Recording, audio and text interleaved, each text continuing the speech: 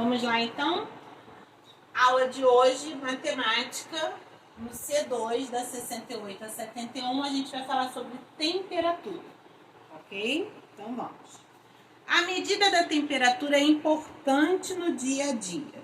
Aí aparece aí o moço do jornal falando: preparem os casacos, está prevista uma queda de temperatura para os próximos dias. Meteorologia é o estudo que permite fazer previsões sobre as variações da temperatura. Com essa informação, ficamos sabendo se vai fazer frio ou calor e podemos nos vestir adequadamente. No Brasil, usamos o grau Celsius como unidade de medida de temperatura. O símbolo é esse aí que você está vendo, um Ozinho e um C maiúsculo, tá? Tia, existem outras unidades de medida? Sim, existem outras unidades de medida e outros países usam outros tipos de unidade de medida. Mas no Brasil, a gente trabalha com grau Celsius e aí a nossa aula vai ser com grau Celsius, tá? Depois vocês vão aprender as outras unidades de medida. Então, vamos lá. O instrumento usado para medir a temperatura é o termômetro, que pode ser de diversos tipos. Com ele, medimos a temperatura de uma pessoa, de um animal, de um líquido, do ambiente, né? E aí tem vários tipos de termômetro. A temperatura do ambiente muda ao longo do dia e mais perceptivelmente ao longo do ano. Em geral, é mais baixa no inverno e mais alta no verão.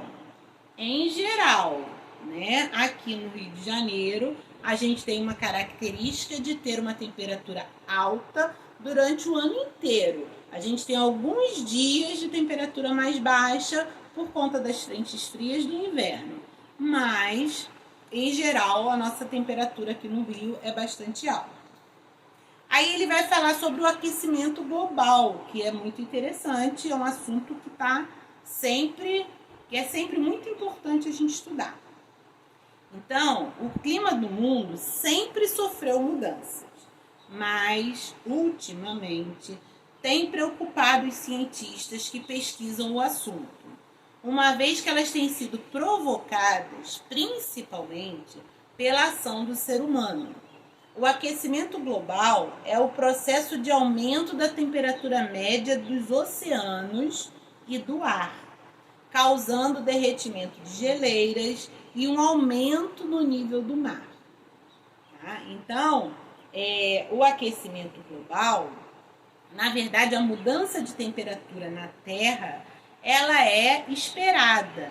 Nós já tivemos a era do gelo, nós já tivemos eras de muito calor. Pelo estudo da história, de fósseis e tudo mais, a gente sabe disso.